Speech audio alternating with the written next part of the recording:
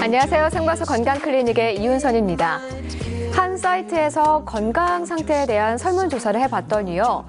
우리나라 직장인 중 43%가 허리 통증을 겪고 있다고 합니다.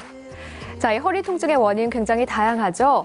갑작스러운 사고나 운동을 너무 무리하게 해서 부상을 입는 경우도 있고요. 또 아니면은 퇴행성 변화로 통증이 생기기도 합니다. 최근에는요, 허리에 무리를 주는 그런 생활 습관들을 많이 갖게 되면서 허리 통증 호소하는 분들, 특히 만성 척추 질환 갖게 되신 분들이 굉장히 많이 늘었다고 해요. 자, 이렇게 허리 통증을 호소하는 사람들이 늘어나면서 덩달아 이 허리 통증의 비수술적 치료법에 관심 갖는 사람도 늘고 있습니다. 자, 그래서 생방송 건강클리닉 오늘은요, 이 척추 질환과 그 치료법에 대해서 알아보는 시간 준비했습니다. 여러분을 위한 두 대의 상담 전화 259개 5100번, 5200번 오늘도 활짝 열려 있으니까요. 보시면서 허리가 평소에 아팠다 하시는 분들 상담 전화로 한번 궁금증 해결해 보시면 좋을 것 같습니다. 자, 오늘 이 시간 척추 질환과 그 치료법에 대해 친절하게 상담해 주실 분 소개해 드릴게요. 최경보 신경외과 전문의 나오셨습니다. 안녕하세요. 네, 안녕하세요. 네, 오늘 주제가 제가 허리 통증이라고 말씀을 드렸죠. 근데 이 허리 통증이 마치 변덕스러운 날씨처럼 아팠다 안 아팠다 하는 경우가 굉장히 많습니다. 근데 좀 지나다 보면은 아픈 그 빈도가 점점 늘어나거든요. 네. 그러면은 이 척추 질환이 점점 심해진다라고 볼 수 있을까요? 네, 뭐 어느 병이든 마찬가지지만은 처음에는 어떤 탈이 나기 전에 우리 인체는 이상 신호를 보내는데요. 우리 척추의 경우에도 겉으로 보기에는 멀쩡하고 아무 이상이 없는 것 같은데 처음에는 우리 약이 아프기 시작하다가 갑작스럽게 극심한 허리 통증이 있고 그러다 보면은 사람이 꼼짝달싹 못하고 며칠씩 이렇게 누워 지내는 그런 것들이 많은데요. 네. 하지만 이런 허리 통증이 있다고 그래서 무조건 이런 척추 질환이다 이렇게 다 보기는 어렵고요. 대부분의 경우에는 우리가 흔히 말하는 근육통, 단순 요통일 가능성이 많습니다. 네. 의학적인 용어로는 염자라고 하는데요. 이 척추 전체를 이렇게 둘러싸고 있는 근육이나 인대가 갑작스럽게 경직되고 긴장이 돼서 이런 증상이 나타날 수 있는데요. 네. 주로 우리 외부의 충격을 받거나 네. 또는 뭐 이렇게 무리하게 일을 한다든지 또는 갑자기 안 하던 운동을 한다든지 해서 발생됩니다. 이런 경우에는 대부분 안정을 취하고 또 하면서 한 2, 3일 정도면 대부분 다 좋아집니다.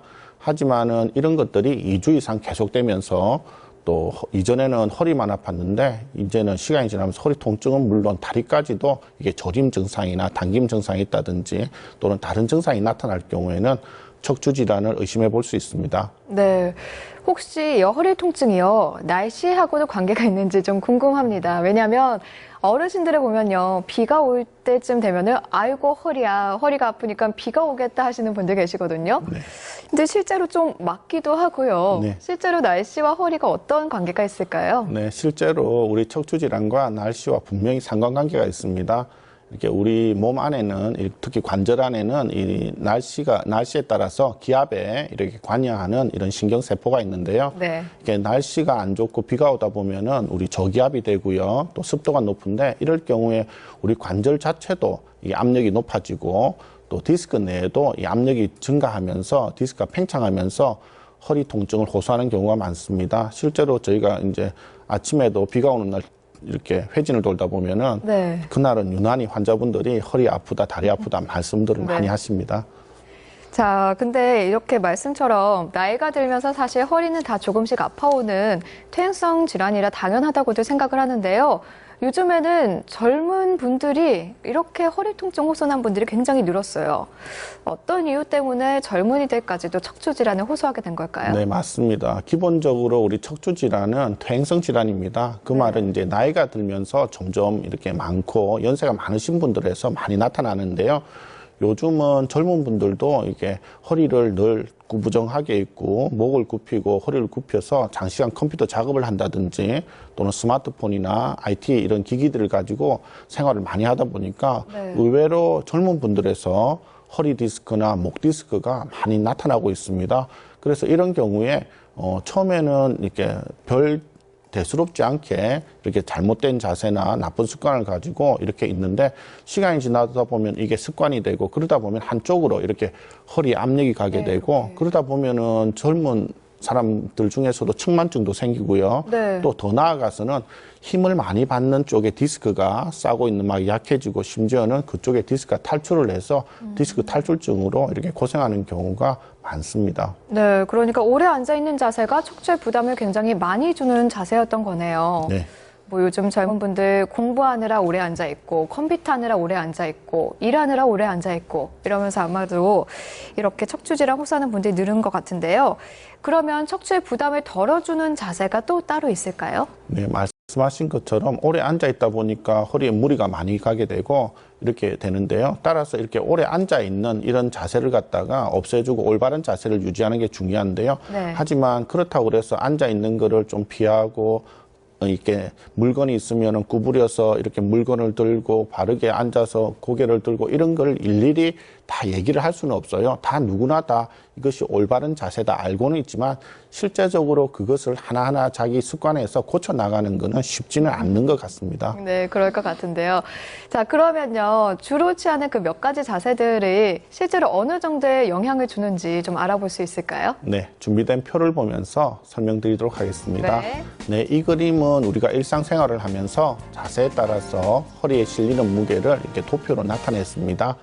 똑바로 서 있을 때 허리가 받는 무게, 즉 하중을 100으로 봤을 때 네. 우리가 선체로 허리를 숙인다든지 또는 물건을 든다든지 또 앉아서 앞으로 허리를 숙일 때 정상에 비해서 한 2배의 허리의 무게가 허리에 실리고요.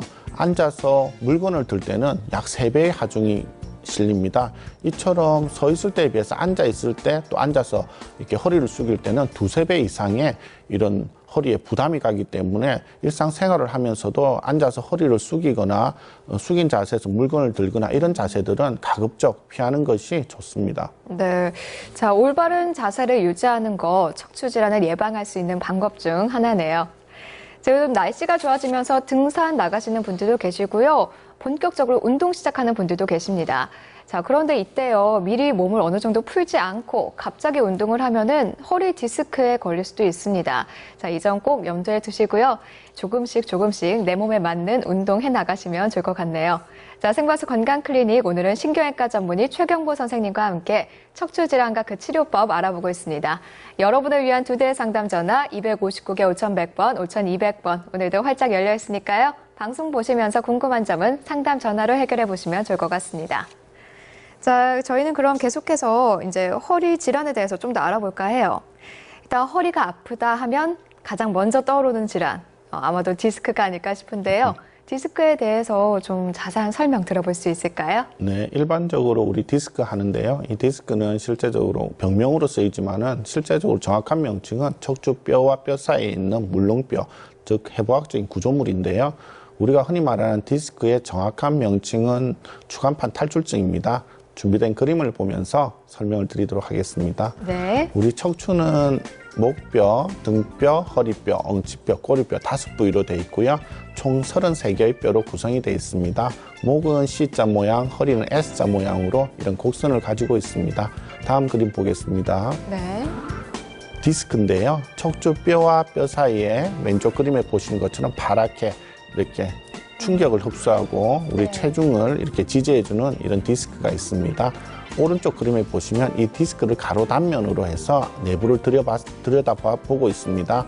안쪽에는 수액이라는 젤라틴 성분의 말랑말랑한 이런 충격을 흡수하는 물질로 되어 있고요. 그 주위에는 섬유태라고 해서 타이어처럼 단단한 이런 고무처럼 단단한 이런 막들이 둘러싸고 있습니다. 그 뒤쪽에는 우리 척추신경이 있고요. 그 안에 신경 다발들이 있습니다.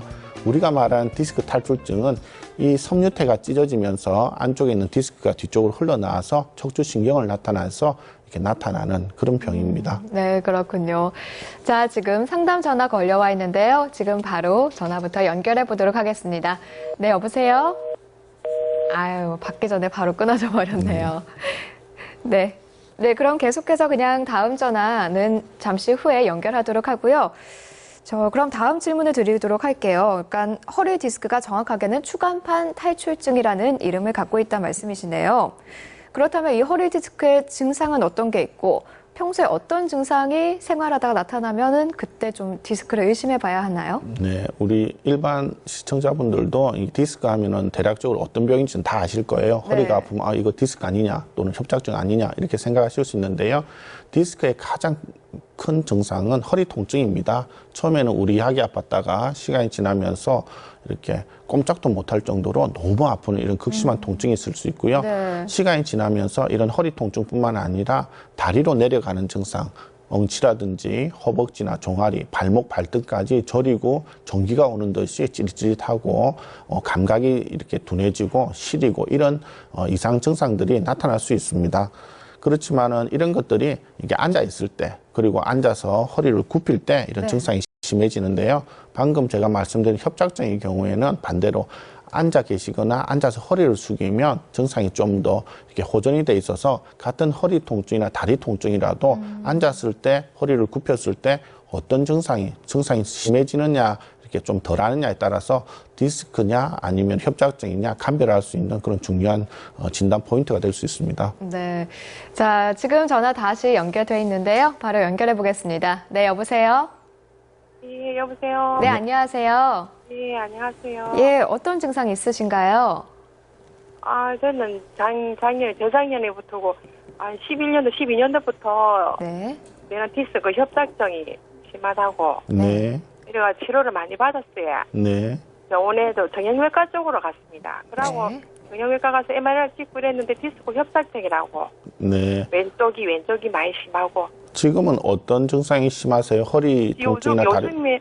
요즘에는 그런데 이제 디스크 협착증에도 신경 쓰고 스트레스 받고 이러면은 네네. 좀 심한강 그걸 못 예, 예. 지금 어떤 증상이 제일 그러니까 심하세요? 종아리가 무디고 예, 한 며칠 전에는 예. 좀 막 목 밑으로 오고 막 병이 좀 막 펴지를 못할 정도로. 지금 이게 종아리가 시리고 아프고 하신데 따로 어떻게 치료를 좀 하셨어요? 그러니까 이제 정형외과 가서 통증 뭐 클리닉. 통증 치료하시고 뭐 다른 물리 치료 받으시고 약도 드시고 그렇게 하고 계세요? 예, 그런 거 했어요. MRI 상에서는 이렇게 병이 좀 심하다고 그러던가요? 아니면 이렇게 수술하라는 거를 수술하라고 그러던가요? 하고. 수술은 아무래도 좀 겁도 나고 또 이렇게 무섭고 그러시죠? 예. 근데 지금 이렇게 치료받고 계신데 어때요? 좀 얼마 정도 치료를 받으셨어요? MRI 찍고 이런 치료를? 많이 했어요. 한의원에 가서 추나요법도 하시고. 한 개월도 했고 막. 예, 예. 근데 요 며칠 전에는 많이 심해가지고 이제 통증 클리닉 가가지고 카테터 예, 예. 그 주사 맞으니까 진짜 조금 낫더라고요. 네. 그런데 또 조금 뭐 움직이고 또 서서러 이래 하면은 예, 예. 막 허리 통증 막 뒷다리로 당기고 종아리가 무디져요. 네. 지금 뭐 이렇게 종아리 감각이 좀 무디고 이런 증상들은 이제 병이 초기보다는 조금 더 진행된 중간 단계고요. 네. 이제 더 심하면 이제 걷는 것 자체가 힘들고 이제 발바닥이나 또는 뭐 이런 부분에 불이 난 것 같이 이렇게 느껴지는 경우도 있고 또 남의 살 같이 묻어서 발바닥으로 이렇게 땅을 짚으면 꼭 스펀지 위를 밟는 것처럼 물컹물컹하고 푹신푹신한 이런 느낌이 있는데 어떻든 우리 사모님 같은 경우에는 병이 한 중간 정도 진행된 걸로 느껴지는데요. 이런 경우에는 대부분 약물 치료나 지금 하시는 것처럼 신경 차단술이라 그래서 통증 주사를 맞아서 통증 조절하고요. 그렇게 해서 증상이 이렇게 몇 개월간 이렇게 없고 또 조금은 불편하지만은 그런 거는 또 보조적으로 약을 복용하셔서 이렇게 조금씩 증상이 낫는다면은 경과를 보실 수가 있고요. 그런 치료를 했는데도 약 3개월 이상 경과했는데도 증상이 별로 호전이 없다 또는 더 나빠졌다. 그런 경우에는 이제 다른 비수술적인 치료들 요즘 뭐 디스크든 협착증이든 뭐 차후에 설명을 드리겠지만은 이런 신경성형술이나 다른 비수술적인 요법을 통해서 사모님한테 맞게 치료할 수 있는 그런 좋은 방법들이 많습니다. 네. 그런데 왼쪽만 말씀드린 자는 오른쪽까지 다리가 이제 막 네네. 한 20분 걸으니까 오른까지 다리가 좀 아프고. 예, 그런 것들이 이제 처음에는 한쪽으로 이렇게 눌려서 많이 아픈데 시간이 지나면서 이렇게 반대쪽도 인대가 자라거나 또는 디스크가 좀 튀어나오면서 아플 수도 있고요. 또 시간이 지나면서 이렇게 오랫동안 신경이 눌리다 보면은 다리 쪽에 혈류순환이나 이런 것들이 또 안 돼서 그럴 수도 네. 있고요. 또 한편으로는 왼쪽이 많이 아픈데 많이 아프다 보니까 아무래도 허리가 오른쪽으로 돌아가고 왼쪽보다는 오른쪽으로 다리 힘을 많이 이렇게 주게 되고 우리 흔히 짝다리 짚는다 그러죠. 네. 그렇게 하다 보면은 반대쪽 다리는 근육통이 또 심해져 가지고 아픈데 이게 병이 더 심해졌나 이렇게 생각하실 수도 있는 그런 단계가 될 수도 있습니다. 네. 근데 병원에서는 이제 대학병원에 가서 수술하라고 그렇게 이야기를 하던데. 네, 일단은 이렇게 의사도 어떤 의사분들은 수술을 선호하시는 분이 있고 또 비수술을 선호하시는 분도 있고 이랬는데요. 이제 제가 드리고 싶은 말씀은 의사 선생님 이렇게 해라 했기 때문에 무조건 이렇게 하시기보다는 이런 여러 의사 선생님들의 한 두세 분 이상의 의사 선생님들의 의견을 들어보시고 어머니가 가장 본인한테 타당하다고 생각하고 가급적이면은 수술적 치료보다는 비수술로 해서 물론 수술을 해가지고 완치하면 좋겠지만 수술 자체도 목적이 완치가 아니고 네. 병 자체를 고쳐주는 거기 때문에 조금 불편한 건 있더라 비수술적 요법을 먼저 해보시고 그래도 정 안 될 경우에는 수술로 이렇게 단계적으로 이렇게 치료 방법을 찾아보시는 게 더 좋을 것 같습니다. 네. 그러고 예. 그러니까 얼마 전에 그만 한 달 넘기고 신경 스트레스를 조금 많이 받은 그게 네네. 머리 어지럽더라고요. 예, 뭐 그런 것도 그것도- 있을 수 있죠. 그렇지만 직접적으로 이제 관련은 없는데 네. 어떤 사람의 스트레스 자체가 스트레스 호르몬을 분비시키니까 우리 몸에 있는 근육이나 인대나 이걸 경직시켜서 불편할 수는 있는데 아무쪼록 조금 더 지금 하고 있는 치료를 조금 더 해보시고요. 만약에 효과가 그렇게 썩 신통치 않다 그러면은 다른 특수 시술들 지금 뭐 주사를 맞고 하는 것들은 일반적인 시술이고 특수 시술들을 한번 받아보시는 것도 좋은 방법이 될 것 같습니다. 네. 궁금증 네, 해결됐으면 감사합니다. 좋겠네요. 오늘 전화 고맙습니다. 예, 수고하세요. 네. 자, 계속해서 다음 전화 연결하도록 하겠습니다. 네, 여보세요? 네, 여보세요? 네, 안녕하세요. 예. 어떤 증상 있으신가요? 저는 허리가 협착이 조금 있는 데다가 네. 또 한 번 모욕하다 미끄러져가지고 네. 엉덩방아를 찌가지고 거기 아이고. 약간 파열이 됐다 하더라고요. 예. 네. 그래서 그것을 시술을 하면 된다 해서 시술을 했거든요. 네. 어떤 시술을 하셨어요? 풍선을 넣어가지고 한다 하더라고요. 예, 예. 예, 그걸 했는데 지금 한 지가 지금 넉 달이 거의 됐거든요. 예. 그런데도 허리가 하고 위에 좀 눌리는 압박감이 좀 있는 것 같고 예. 엎지면은 허리가 막 땡글리는 거 아니겠습니까? 예, 예. 땡글리고 또 파열이 조금 된 쪽은 거기가 아직도 절리고 아프고 그래요. 그래서 언제까지 일이 돼갖고 좀 낯설란지.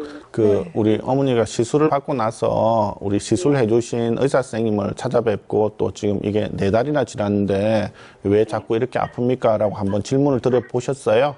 예, 하니까 예, 조금 예. 더 두고 봅시다 이러더라고요. 그렇게 하시고 뭐 특별히 근데 뭐 다른 사람들은 예, 예. 생걸 보니까 빨리 이게 낫더라고 시술도 예. 예.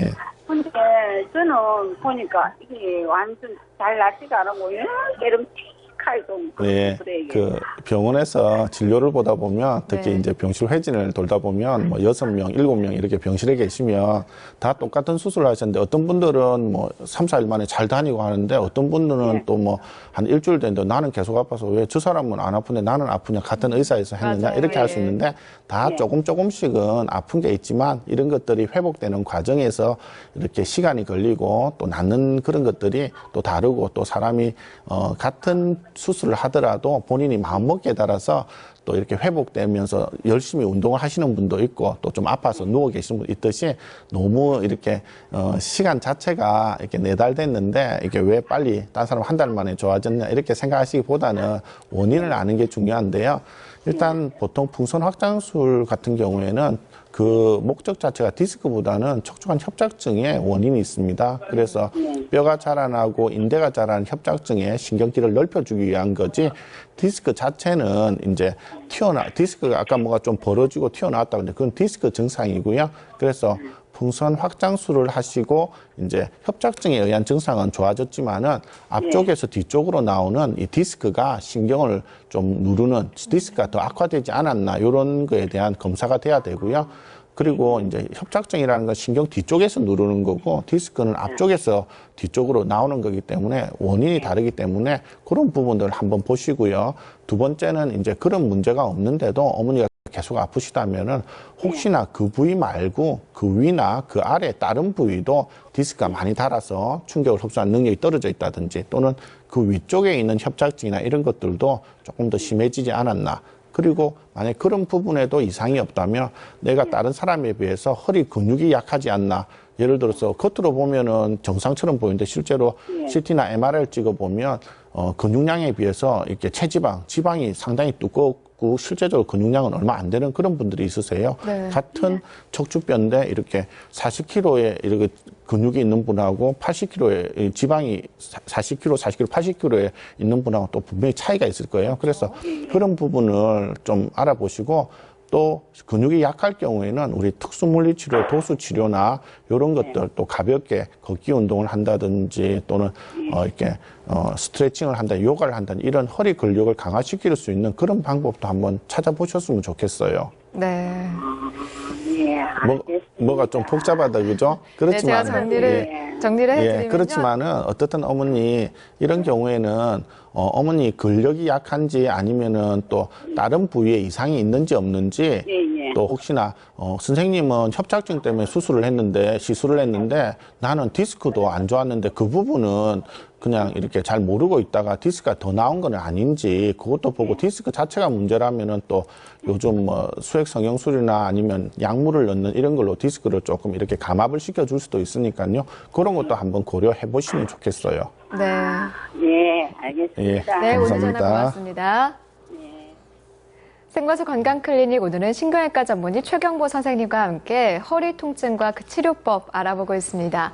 자, 여러분을 위한 2대 상담 전화 오늘도 활짝 열려있죠? 259개 5100번, 5200번인데요. 방송 보시면서 평소에 허리가 아팠다 하시는 분들 이 방송을 통해서 전화를 통해서 한번 궁금증 해결해 보시면 좋을 것 같습니다. 자, 계속해서 그러면 제가 또 척추 질환에 관한 질문을 드리도록 할게요. 이 허리가 아픈 증상이 2주 이상 계속 된다면 그리고 점점 그 정도가 심해진다면 분명히 허리에 이상이 있는 징조일 네. 것 같습니다. 자, 이럴 때 근데 그냥 생각만으로 되는 게 아니라 정확한 진단이 필요할 것 네. 같은데요. 네. 어떻게 진단할 수 있을까요? 네, 맞습니다. 척추 질환을 이렇게 진단하기 위해서는 먼저 이제 환자의 증상이 어떻는지, 그 다음에 우리가 신경학적인 검사를 했을 때 상태가 어떤지를 먼저 파악하고요. 그 증상이라든지 이런 거에 따라서 이제 검사를 이렇게 진행을 하는데요. 네. 보통은 이제 기본 이렇게 촬영인 엑스레이를 찍기도 하고요. 증상이 심하고 환자가 마비 증상이나 이런 것들이 있다면은 정밀 촬영인 CT나 MRI를 시행해 볼 수도 있겠습니다. 준비된 그림을 보면서 설명드리도록 하겠습니다. 네. 각 질환별 검사법의 장단점을 이렇게 표시를 했습니다. 우리가 잘 아는 엑스레이는 가장 기본적인 검사고요. 뼈의 상태를 가장 잘 알 수 있고 척추뼈와 뼈 사이 디스크 간격이 줄어들었는지 또는 뼈가 S자 모양으로 되어 있는지 이런 것들을 알 수 있고요. 특히 이 척추뼈가 많이 망가진 척추 불안정증이나 척추 전방 전이증, 불안정증은 엑스레이만으로도 진단이 가능합니다. 하지만 가장 기초적인 검사다 보니까 정확한 허리의 상태는 알 수는 없고요. 네. 그래서 그 다음으로 하는 검사가 CT입니다. 뼈를 가로 단면으로 잘라서 안쪽을 볼 수 있는데요. 이게 비용이 저렴한 장점이 있습니다. 하지만은 이렇게 MRI처럼 세로 단면을 통해서 알 수는 없고 정확한 디스크의 상태나 근육이나 신경의 병적 상태는 알기가 힘들고요. 가장 정밀한 거는 세 번째 보시는 MRI입니다. 신경이나 근육이나 디스크 내부 이런 부드러운 연부 조직을 볼 수 있지만은 비용이 좀 많이 비싸요. 또 MRI 찍는데 한 20-30분 동안 이렇게 밀폐된 이런 통 안에 들어가 있어야 되기 때문에 일반인들도 좀 겁이 날 수도 있고 특히 폐쇄 공포증이 있다든지 이런 분들은 MRI를 찍는데 좀 어려움이 있습니다. 자, 이렇게 표로 보니까 여러 검사 방법들이 어떨 때 필요한지 또 어떤 장단점이 있는지 한눈에 쏙 들어오는데요. 또 설명을 이렇게 들어보니까요. 그럼 결국 정확한 진단을 하려면 좀 비싸긴 하더라도 MRI 검사를 꼭 필요로 하는 거네요? 네, 꼭 비싸기 때문에 MRI를 하는 경우는 아니고요. 네. 증상에 따라서 엑스레이만 찍어도 되는 병은 그렇게 하고요. 네. CT나 이런 것까지 해가지고 어느 정도 이렇게 보고 기본적인 약물 치료, 물리 치료하는 경우 CT만 찍어도 되지만 정말로 환자가 너무 아픈 게 심하고 마비 증상이 있다든지 또는 대소변 장애가 있다든지 하면 MRI를 찍어봐야 됩니다. 준비된 그림을 보면서 설명을 드리겠습니다. 네. MRI상에서 제일 왼쪽 편에 보시는 그림은 세로 단면으로 보는데요. 허리 디스크 뼈하고 뼈 사이에 물렁뼈가 이렇게 검은 물렁뼈가 터져가지고 뒤로 흘러내린 게 빨간 화살표로 표시되고 있고요. 가운데 부분에서는 뒤쪽에서 앞쪽으로 인대가 자라나서 신경이 내려오는 신경길이 좁아지는 척추관 협착증입니다.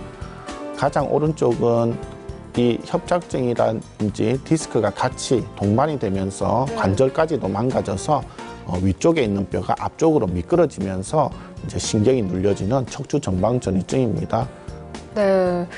자, 아무리 근데 이렇게 진단을 했을 때 아무런 이상이 없으면 참 좋겠지만요. 네. 지금 보신 것과 같이 뭐 어떤 이상이 있다고 나타나면은 이제 치료를 받아야 하잖아요. 네.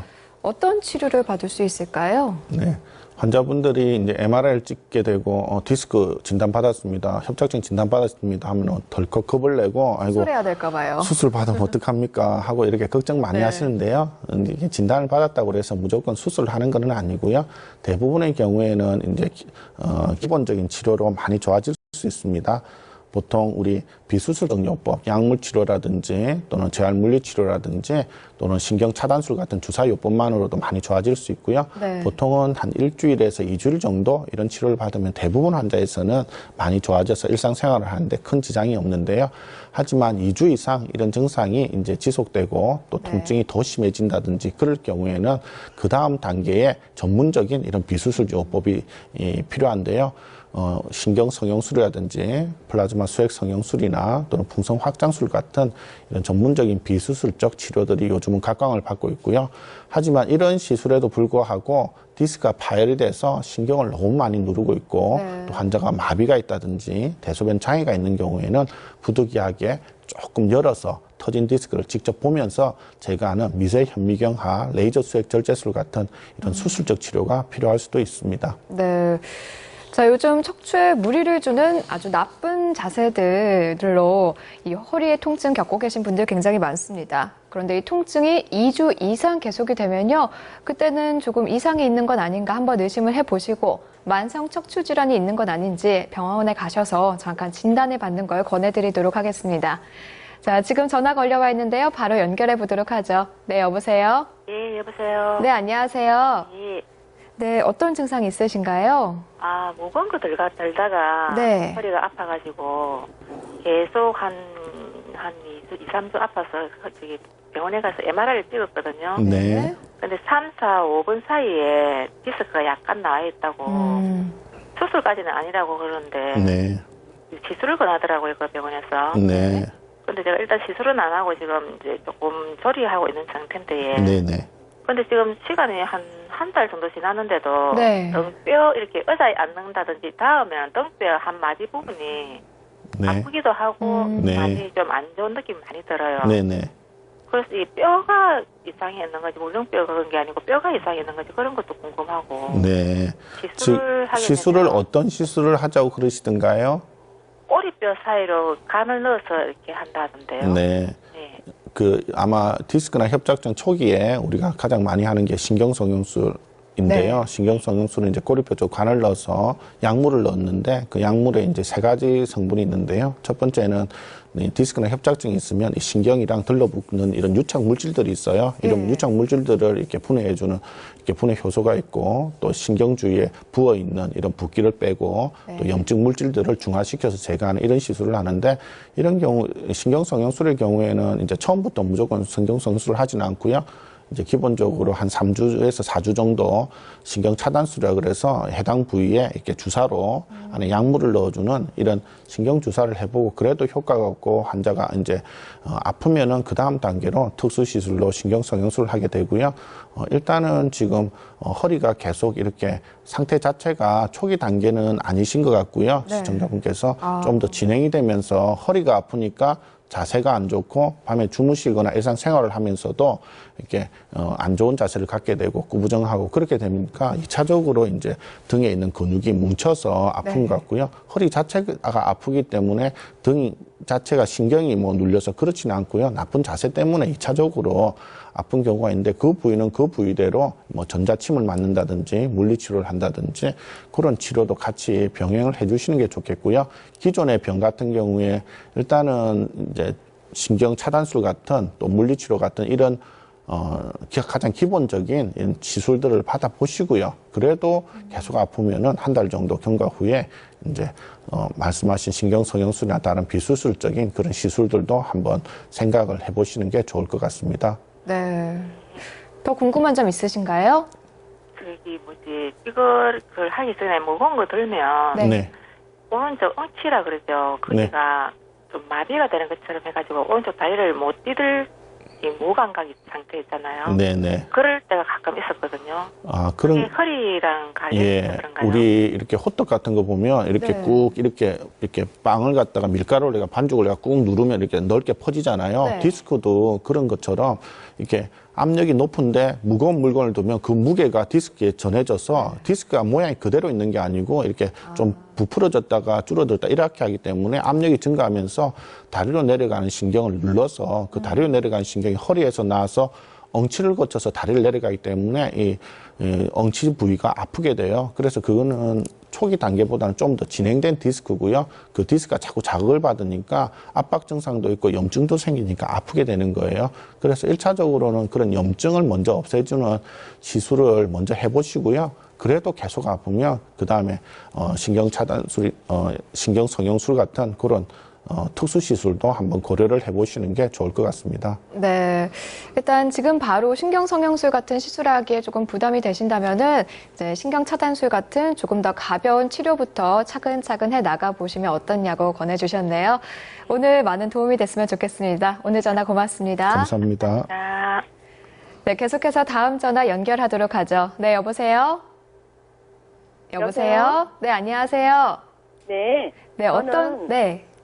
저기 왼쪽 다리가 네. 예 이렇게 지리면서 발등이 처음에는 몇 달 전에는 이렇게 긁으면은 감각이 있었는데 네. 지금은 감각이 없어요. 예. 예. 그리고 저기 왼쪽 엉덩이 그 뼈 있는 데가 아파가지고 예. 네. 얼마 전에 저 MRI를 찍었거든요. 예. 그랬더니 디스크가 터져가지고 수술해야 된다는데 아이고, 예. 예. 그 수술을 꼭 해야 되는가 궁금했어요. 몇 번 사이에 디스크라고 그러던가요? 뭐 4번, 5번 사이, 5번하고 1007번 사이. 그 몇 번인가 안 잘 모르겠고요. 예. 예. 지금 어떠세요? 밤에 주무시기가 힘들다든지, 걷는 게 힘들다든지 그런 증상이 걷는 있어요? 게 너무 힘들고 왼쪽 다리가 힘이 하나도 안 들어가고 혹시 이전에 비해서 발목에 힘이 없어서 걸을 때 좀 쩔뚝쩔뚝거리거나 휘청휘청거리는 그런 증상이 있으세요? 예, 지금 쩔뚝쩔뚝 하거든요. 엄지발가락이 나무살 같고 무디고 찌릿찌릿하고 전기가 오고 이런 증상이 있으세요? 예, 예. 아, 지금 그러고 증상은 자다가, 예, 심한 예, 증상이고요. 자다가 이렇게 찌꺼길 때, 예? 예. 지금은 그건 마비가 온 증상이고요. 이제 이 남의살 갖고 묻은 거는 우리가 감각마비, 우리가 보통 디스크 탈출하면 환자분들이 이렇게 쩔뚝쩔뚝거리고 못 걷고 엄지발가락이 나무살 갖고 막 종아리를 만져도 꽂아봐도 안 아프고 이거는 별로 안 아프니까 병이 아니다라고 생각하는데요. 감각마비가 온 거랑 똑같아요. 우리가 이빨이 아무리 썩어도 이제 충치가 심해도 마취 주사를 맞으면 막 이렇게 만져도 하나도 안 아프고 뭐 나무살 같죠. 근데 그거는 좋은 게 아니에요. 감각신경을 너무 다쳐가지고 통증을 느껴야 되는데 못 느끼는 거고요. 그렇지만 운동신경까지도 손상이 되면 방금처럼 걷기가 힘들고 이렇게 쩔뚝거리고 이런 게 있는데요. 그 다음 단계로 바로 오는 게 이제 대소변 장애라 그래가지고 소변을 이렇게 잘 못 보시거나 또 대변을 잘 못 보고 화장실이 저 앞인데 가다가 그냥 이렇게 싸버리는 그런 증상이 있고요. 남자분들 같은 경우에는 성기능 장애가 와서 발기가 안 된다든지 이런 좀 치명적인 사람의 목숨이 왔다 갔다 하는 건 아니지만은 이렇게 생활에 있어서 삶의 질이 급격하게 떨어지고 사람의 존엄성이 좀 훼손되는 그런 이런 질환이 될 수 있어요. 그래서 사모님은 지금 거의 마비 증상이 상당히 진행된 상태이기 때문에 이런 경우에는 수술적 치료를 빨리 하시는 게 좋습니다. 이전에 빨리. 예, 갑자기 이렇게 뭐 허리가 아프다가 이게 다리까지 저리고 마비 증상이 오는 데는 뭐 한 달 또는 두세 달 있을지 몰라도 네. 이런 마비 증상이 있으면서 급격하게 부분 마비에서 완전 마비로 진행되는 거는 뭐 불과 일주일, 2, 3일 만에라도 진행되고 만약에 한번 그렇게 완전 마비가 와버리면 그때는 수술을 하더라도 신경은 재생이 안 되는 조직이기 때문에 이게 영구히 손상이 남아서 이렇게 후유증 때문에 큰 고생을 하실 수 있으세요. 네, 그러면은 네. 지금 이렇게 수술한다고 저기는 잡아놓고 왔는데 네네. 그래도 막 한 달 안에 뭐 이렇게 잘못되고 그런 건 아니죠. 약은 줬어요. 몸 안에 시한폭탄이 있다고 보시면 돼요. 그 시한폭탄은 언제 터질지는 모르는데 그 사이에라도 갑자기 이렇게 충격이 간다든지 또는 잘못된 자세 미끄러져 가지고 다친다든지 그러면은 이게 무거운 물건을 든다든지 했는데 뜨끔하면서 갑자기 더 밀려 나올 수 있어요. 그래서 이런 경우에는 최대한 빨리 하시는 게 현명한 선택이라고 생각이 드네요. 네, 오늘 말씀 네. 감사합니다. 예, 네, 오늘 전화 감사합니다. 고맙습니다. 네. 자, 생방송 건강클리닉 오늘은 신경외과 전문의 최경보 선생님과 함께 척추 질환과 그 치료법 알아보고 있습니다. 여러분을 위한 2대의 상담 전화 259개 5100번, 5200번 오늘도 활짝 열려 있으니까요. 상담 전화 기다리고 있겠습니다. 자, 계속해서 알아보도록 해요. 자, 어떤 질병이든지 초기에 빨리 치료를 하면 네. 가장 좋죠. 네. 가장 이상적이지만 네. 이게 모르고 넘어가기도 하고요. 그냥 조금 아프니까 미루다가 굉장히 지금 전화 오신 분처럼 심한 증상까지 갈 수 있습니다. 자, 그러면은 이제 병원 치료법 계속해서 알아보면요. 앞서 되게 긴 모험가를 말씀해 주셨죠. 플라즈마 수액 성형술과 또 풍성 확장술까지 얘기해 주셨어요. 예. 좀 더 시술에 대해서 설명을 들어볼 수 있을까요? 이렇게 명칭이 되게 긴데요. 네. 방금 말씀하신 것처럼 옛날에는 디스크가 터지고 병원에 실려와가지고 MRI를 찍고 수술을 들어가고 이런 게 많았는데 요즘은 우리 시청자분들도 이런 방송을 보고 또 인터넷 매체를 보시고 그런 것보다는 조기에 오셔서 정밀 검사를 하고 원인을 알아서 시술이라든지 또는 보존적인 치료를 해서 나아서 일상생활을 하는 이런 단계로 좀 많이 변하고 있어요. 네. 그래서 이제 제가 이제 말씀드리고 싶은 시술은 플라즈마 수액 성형술인데요. 준비된 그림을 보면서 설명을 드리겠습니다. 그림의 왼쪽 편에 보시면 이렇게 길다란 철사 같은 이런 카테터 부분이 있고요. 오른쪽에 손으로 잡고 있는 데는 이렇게 화살표가 있는데요. 레버가 있어서 이렇게 레버를 당기고 이렇게 펴고 하면은 이 철사 끝이 휘어졌다 펴졌다 오른쪽으로 갔다 왼쪽으로 갔다 이렇게 자유롭게 움직일 수 있어요. 신기하네요. 예. 예. 오른쪽 편에 보시면 얇은 약 1mm 정도 되는 바늘이 척추 디스크 안에 삽입이 되고요. 그 바늘 끝으로 이렇게 미세한 관이 이렇게 나와서 가장 오른쪽 위쪽에 보시면 찢어져 있는 섬유태 근처로 가게 됩니다. 네. 왼쪽 아래쪽에 보시면 이 찢어진 부위에 이 플라즈마 열을 가해서 이 찢어진 데는 이렇게 신경이 있어요. 통증을 느끼는 신경이 있는데 이 신경을 파괴를 합니다. 우리가 치아가 충치가 심하면 마지막에 신경 치료하죠, 그죠? 그런 것처럼 요거는 통증을 느끼는 신경이기 때문에 요거를 파괴를 하고 이 플라즈마를 통해서 여기에 있는 이제 디스크나 이런 것들도 가장 오른쪽에 보시는 것처럼 태워서 이렇게 기체처럼 녹여버려요. 그래서 디스크가 제거가 되면은 디스크 자체가 쪼그라드는 효과도 있지만 디스크 내 압력도 줄어들어서 신경을 누르는 압력이 줄어들고 그럼으로써 허리 통증이 낫게 되는 이런 원리를 이용한 그런 가장 최근에 각광받고 있는 이런 시술 중에 하나입니다. 네, 그러니까 예, 이 시술은 주로 이제 디스크에서 초기나 중기에 사용이 되고요. 부분 마취를 하고 또 보통 시술이 한 15분에서 20분 정도로 짧고 뭐 수술은 해야 된다는데 나는 이제 혈압이 있다든지 당뇨가 있다든지 또는 나이가 많다는 이런 분들에서 안전하게 할 수 있는 이런 시술입니다. 그러니까 주사 바늘을 이용해서 이 디스크 안에 직접 넣어서 열로 시술하는 방법이다. 이렇게 이해를 하면은 좀 쉽겠네요. 네, 맞습니다. 자, 그럼 두 번째로 풍성 확장술도 좀 얘기해 주셨는데요. 이건 뭐 풍선을 이용하는 건가요? 네. 어떤 건가요? 이름만 들어도 대충은 어떻게 하시는 줄 아실 것 같은데요. 말 그대로 우리 신경이 내려가는 길은 척추관, 주신경이 있고 보조관, 가지신경, 주간공이라고 이런 신경이 있는데요. 이런 풍선을 이용해서 이 길을 넓혀주는 겁니다. 주로 척추관 협착증 환자한테도 시행하고 있는데요.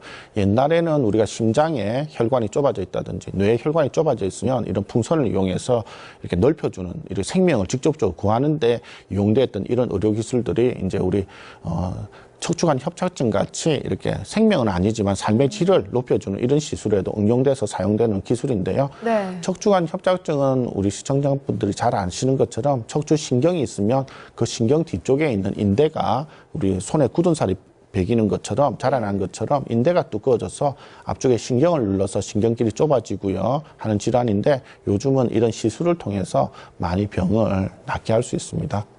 그러니까 요즘에는 풍선확장술이 척추관 협착증의 치료 방법으로 주로 쓰이고 있는 거네요. 네.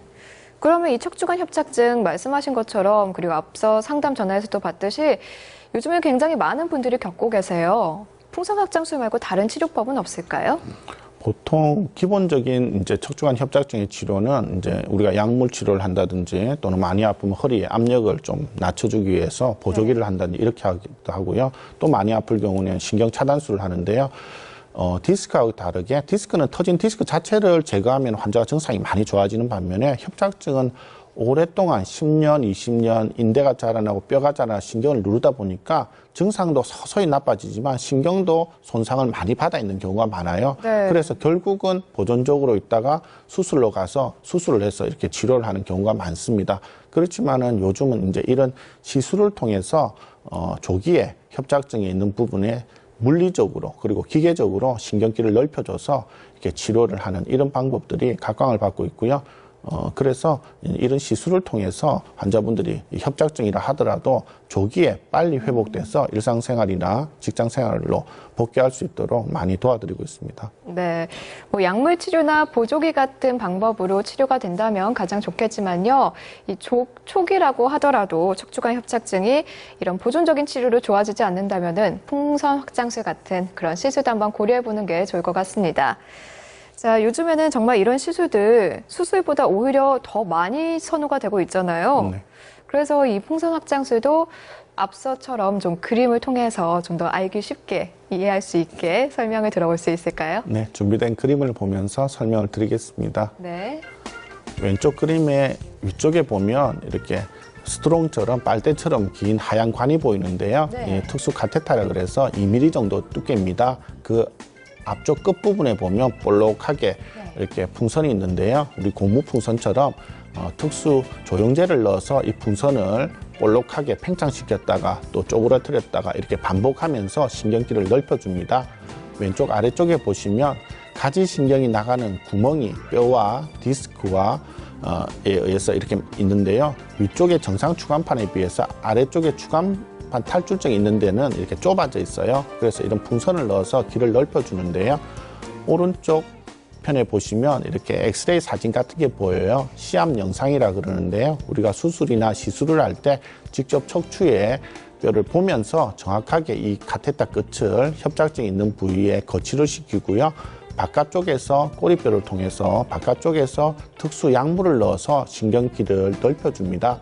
우리가 터널을 만들 때 조그마한 구멍을 뚫을 때 다이나마이트로 계속 폭파해서 나중에 한쪽 끝과 반대쪽 끝을 연결하는 것처럼 네. 이 협착증이 있는 부위를 처음 부위에서 이렇게 쭈그러뜨렸다가 팽창시켰다가 이걸 반복하면서 계속 길을 넓혀서 나중에는 이제 전체적으로 길이 뚫리게 하고요. 뚫리고 나서 우리 터널만 뚫었다고 그래서 다 되는 건 아니죠. 벽을 포장을 하고 또 도로를 닦고 하는 것처럼 하고 나서는 아까 우리 신경 성형술에서 하는 것처럼 안에 약물을 넣어서 신경 붓기를 빼고 염증을 없애고 또 신경이랑 이런 디스크, 신경이랑 인대랑 유착이 있는 걸 없애주는 이런 신경 성형술에서 하는 것까지 같이 해주기 때문에 척추관 협착증 시술에서 이렇게 큰 도움이 될 수 있습니다. 네. 자, 그런데요. 그 앞서 상담 전화에서도 시술을 받았는데 여전히 아프다 하시는 분들이 계셨어요. 이렇게 척추 질환으로 뭐 시술이나 수술을 받고 왜 나는 계속 아프지? 이런 분들 굉장히 많은데요. 네. 이런 경우에는 척추 질환이 재발했다고 봐야 할까요? 아니면 또 다른 질환이 생겼다고 봐야 할까요? 네. 어떤 척추 질환에 있어서 치료를 하는 데 있어서 이분이 비수술적인 치료를 했던 수술적 치료를 했던 그 치료의 목적은 이렇게 완치의 목적이 아닙니다. 우리가 네. 타이어가 펑크가 나면은 타이어를 통째로 이렇게 교체하는 것들이 완치라면은 우리 몸은 그렇게 이렇게 교체를 할 수 없고 우리가 떼워서 쓰는 것처럼 타이어 펑크를 떼워서 쓰는 것처럼 그렇게 해야 됩니다. 따라서 이런 것들이 증상이 시간이 지나면서 또 환자분이 무리하게 충격이 갔다든지 또는 하시는 일이나 이런 거에 따라서 다시 재발할 수도 있고요. 또 이전에 나는 디스크 때문에 시술을 받았는데 예를 들어서 플라즈마 수액성 영수를 했는데 시간이 지나면서 인대가 자라는 협착증이 또 몇 년 후에 자랐다. 그러면은 이제 이전에 시술했던 것과는 또 다른 병이 있게 되는 거예요. 그래서 어떤 시술이든 뭐 최신의 시술이든 이전에부터 해왔던 시술이든 그 시술 자체가 100% 내 병을 낫게 해주기는 힘들고 어떻든 지금보다는 훨씬 낫게 해주지만은 이 시술을 했다고 이게 끝이 아니고 그 이후에 본인이 허리 근력을 강화시킨다든지 또는 관절을 튼튼하게 하는 운동을 한다든지 하는 이런 꾸준한 관리가 뒷받침이 되어야 이게 완전히 나을 수 있는 거지 시술 자체로만 가지고 우리가 원하는 100% 이렇게 완치는 좀 기대하기는 어려울 것 같습니다. 네, 그런데요. 자, 여러분 한번 약해진 척추는 다시 원상태로 100% 원상태로 되돌리기는 힘들다고 합니다. 또 다른 부분에서 문제가 생길 수도 있고요. 그냥 방치라면은 계속해서 나빠질 수도 있다고 하네요. 자, 그러면요. 이런 만큼 더욱더 관리가 가장 중요시 되지 않을까 싶은데요. 네. 척추 시술이나 수술 후에는 이렇게 허리의 안정성을 다시 이렇게 회복시켜주기 위해서 꾸준한 운동 치료가 필요한데요. 보통 우리 요추의 심부 근육이나 인대나 또 척추 관절을 튼튼하게 해주는 게 좋은데요. 이런 것들은 병원에서 도수 치료라는 특수 물리 치료를 통해서 할 수도 있고요. 네. 또 개인이 집이나 또는 직장, 가정에서 이렇게 본인이 걷기 운동이라든지 또는 요가라든지 스트레칭이라든지 이런 운동을 통해서도 어느 정도 할 수는 있습니다. 네. 하지만 중요한 건 어떤 운동을 하든 자신의 몸에 무리가 되지 않는 선에서 적당히 해야 되고요. 무리가 간다면은 또 다른 방법으로 그걸 해결할 수 있는 방법으로 하시는 게 좋을 것 같습니다. 네. 자, 생방송 건강클리닉 오늘은 신경외과 전문의 최경보 선생님과 함께 척추질환과 그 치료법 알아보고 있습니다. 자, 지금 전화 걸려와 있는데요. 바로 연결해 보도록 하죠. 네, 여보세요? 여보세요. 네, 안녕하세요. 예. 예, 어떤 증상 있으신가요? 예, 다리가 아팠어요. 허리를 수술했는데, 네. 지금 MRI 찍어보니까, 예. 그 신경을 갖다 누질러가고 있기 때문에, 예. 그래야 다리가 아프다 그런데 이 치료 방법이 수술을 해야 되는가, 다른 치료 방법이 있는 것에서 전화를 했습니다. 허리 수술, 어떤 수술을 하셨어요? 협착증이나. 작년, 2월 달에 했는데, 예. 다리가 하도 아파서 가가지고 수술을 했더만, 수술하고 의사가 하는 말씀이, 허리에 디스크가 흘러내려가 있고. 예. 그렇다고 이제 수술을 했거든, 자기 말대로. 예. 그래 했더만은, 한 달도 안 돼서 새로 재발이 되는 게라요. 예. 어리가 다리가 아파서 못 걸어서, 그래갖고 그거밖에는 한번 수술 과정은 내가 아무 이상이 없다 해요. 예. 깨끗하고 이렇다 하는데 저것도 모르겠다 이거래요. 다리가 아파 죽을 뻔 나는. 지금 허리 수술을 하셨는데 디스크를 이렇게 미세 수술로 이렇게 디스크만 제거를 하셨어요? 아니면 나사못으로 이렇게 고정하는 고정수술? 나사못은 안 해서 간단하게 납디에요. 수술은 척추를 안 건드리고 했는가 그런 거 싶으네요. 예. 아마 하셨는데 아버님이 수술한 부위 말고 수술한 자리 위나 아래에 다른 부위에 특별히 다른 병은 없던가요? 예, 다른 거는 별로 없습니다. 한국에 다리가 이제 다치가지고 다리 목에 이제 네. 행기지 예. 한 1년 2개월 정도 지금 수술하시고 시간이 됐는데 예. 특별히 지금 최근에 들어서 다시 한번 MRI를 찍어본다든지 그런 검사는 안 해보셨어요? 그래, MRI 찍었어요. 최근에 다시 찍으셨어요? 예. 어떻던가요? 3월달에 찍었는데 예. 어느 병원에서 찍었더만은 그 신경을 누리러 있기 때문에 디스크가 재발을 했던가요? 제발 그 소리는 안 하고요. 예. 그 신경을 누리고 있다 하더라고요. 신경을 이전에 누리기 때문에 수술했던 부위에 다시 신경을 누르고 있던가요? 예, 그렇답니다. 지금 일상생활 하시거나 이렇게 하시는데 많이 힘드세요? 걷기도 힘들고. 지금 조금만 걸으면 아파요, 다리가. 네. 예, 아무 일도 하다 나는데 나이 많고 한데 아무것도 안 하는데 조금만 가만히 있으면 그냥 참고요. 네. 많이 걸으면 다리가 아파서 그래요. 예.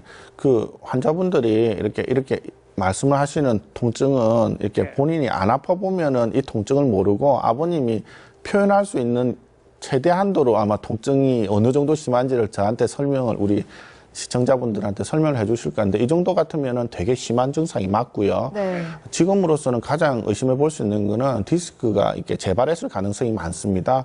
근데 이제 이런 디스크가 그럼 왜 재발을 했느냐 그런 문제를 봤을 때는 뭐 환자분 입장에서는 의사가 제대로 수술을 안 해서 그럴 수도 있다 이렇게 생각할 수도 있고 또 의사 입장에서 나는 수술은 잘했는데 환자분이 관리를 잘못해서 그럴 수 있습니다 하고 서로 조금 이렇게 수술한 분이나 또 하고 나서 한 달 후에 다시 수술했는데 또 1년 후에 다시 수술하니까 서로 이렇게 불신도 있고 의사와 환자 신뢰관계도 좀 깨질 수 있는 이런 문제일 것 같은데요. 보통의 경우에는 의사가 수술을 할 때는 신경을 써서 다 하지만은 또 안에 퇴행된 디스크나 이런 것들이 퇴행이 많이 되면은 3개월 안에는 재발할 수 있는 가능성이 있을 수 있어요. 이제 왜냐하면 디스크를 제거한 그 구멍이 덜 아물어서 그럴 수도 있고요. 또 환자분이 관리를 잘했다 하더라도 시간이 지나면서 탈출된 디스크가 제거된 그 마디는 이렇게 디스크가 없어지면서 이렇게 좀 좁아져요. 디스크가 달아 없어지고 또 수술을 하면서 조금은 척추 관절이나 정상 인대를 제거를 하기 때문에 그런 부위에 시간이 지나면서 척추 불안정증이라 그래서 뼈가 이렇게 좀 흔들리는 이런 게 있으면서 디스크가 다시 좀 나올 수도 있어요. 그래서 아버님 지금은 수술하신 선생님이랑 잘 상의를 하셔서 다시 재수술을 할지 아니면은 다른 시술을 먼저 해보고 결정을 할지 한번 생각을 해보시는 게 좋을 것 같아요. 네. 네, 저희가 더 많은 정보를 드리고 싶은데요. 지금 시간 관계상 상담은 여기까지 끝내도록 하고요. 방송이 끝난 후에 전화번호 남겨주시면 연락드리도록 하겠습니다. 오늘 전화 고맙습니다. 예, 감사합니다. 감사합니다. 자, 생방송 건강클리닉 오늘은 최경보 신경외과 전문의와 함께 척추질환과 그 치료법 알아봤습니다. 선생님 오늘 말씀 고맙습니다. 네, 감사합니다. 자, 식품의약품안전처가 최근 몇 년간의 식중독 환자 발생 현황을 한번 분석해봤습니다. 그랬더니요, 3명 중에 1명꼴로 이 식중독 환자가 봄철에 발생하고 있더라고요. 4월에서 6월 사이 이 전체 식중독 환자의 35% 정도가 집중되어 있었는데요. 자, 그 원인 한번 살펴봤더니 주로 부주의에서 비롯됐었습니다. 자, 봄이니까 아침, 저녁으로는 쌀쌀하니까 음식물이 상하지 않을 거다라고 쉽게 생각했고 또 나들이나 야외 활동 갈 때 도시락이 상하진 않았는지 확인을 제대로 하지 않은 채 먹어서 그래서 식중독 환자가 그렇게 늘어났다고 하네요. 자, 봄철 식중독에 주의하시기 바랍니다. 생과수 건강클리닉 오늘은 여기서 인사드릴게요. 시청해주신 여러분 고맙습니다.